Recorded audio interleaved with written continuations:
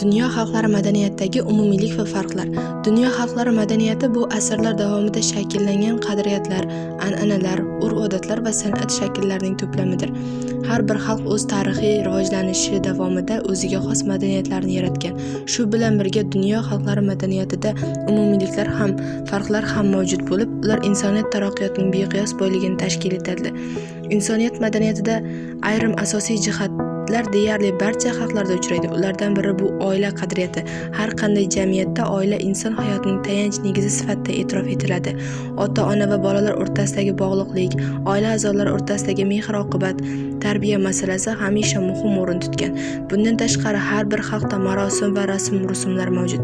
Tug'ilish, voyaga yetish, nikoh, o'lim kabi hayotiy bosqichlar munosabati bilan o'tkaziladigan marosimlar har bir madaniyatda muhim ahamiyat kasb etadi. Masalan, ko'plab xalqlarda nikoh marosimlari tantanali tarzda o'tkaziladi. Kelin va kuyov uchun maxsus marosimlar tashkil etiladi. San'at va adabiyotda ham madaniyatning ajralmas qismi hisoblanadi.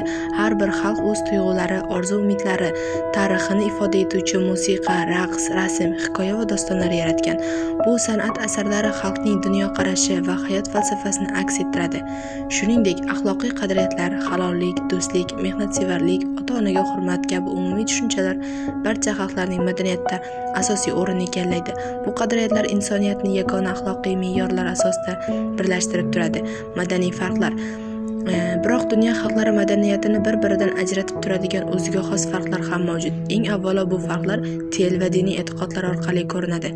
Har bir xalq o'z tilida gaplashadi va ko'pincha o'z diniy an'analariga ega bo'ladi.